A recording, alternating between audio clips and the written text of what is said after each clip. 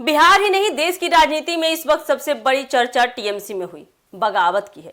इस बगावत ने सिर्फ ममता बनर्जी की पार्टी को झटका नहीं दिया, बल्कि एनडीए के भीतर ताकत का पूरा गणित बदलने की बहस भी छेड़ दी है। अब सवाल उठ रहा है कि क्या इस नए सियासी घटनाक्रम के बाद नीतीश कुमार की जदयू की भूमिका पहले जैसी प्रभावशाली रह पाएगी या फिर एनडीए में उसका राजनीतिक वजन कम होने वाला है। नमस्कार, एक न्यूज़ 24 देख रहे हैं। यहाँ पर मैं हूँ आपसे ब्यूटी।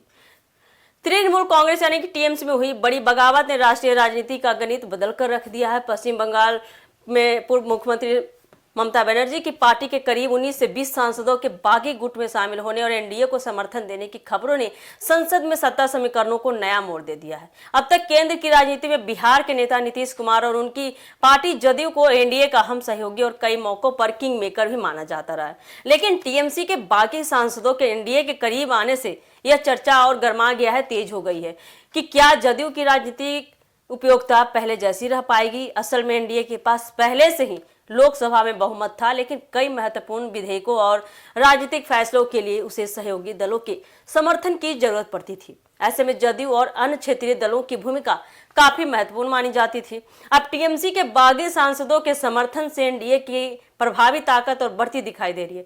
रिपोर्टर के मुताबिक आपको बता दें कि एनडीए का आंकड़ा लोकसभा में 300 के पार पहुंच सकता है और करीब 313 सांसदों तक प्रभावी समर्थन मिलने की संभावना भी जताई जा रही है। यही वजह है कि राजनीतिक विश्लेषक मान रहे हैं कि एनडीए के भीतर शक्ति संतुलन बदल सकता है। पहले जहां किसी बड़े फैसले में जदयू की सहमति बेहद अहम मानी जाती थी, वहीं अब भाजपा के पास अतिरिक्त राजनीतिक विकल्प मौजूद हो सकते हैं।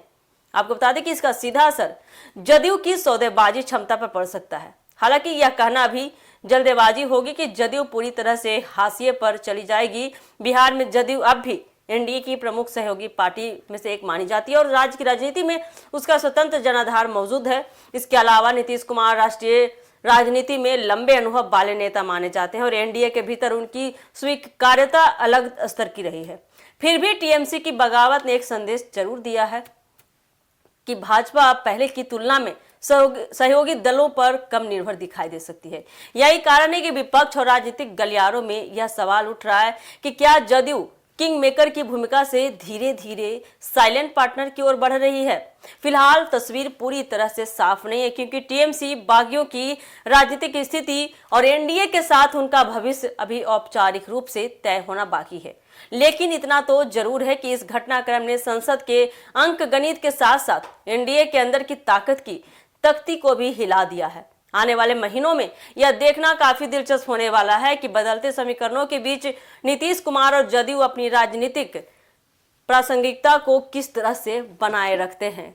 तो आप भी देखिए कि क्या कुछ होने वाला है आगे चलकर। फिलहाल के लिए इस खबर में इतना ही है। ऐसी खबर के लिए जुड़े हमारे एक न्यूज़ 24 के साथ। दीजिएगा इजाजत। धन्यवाद।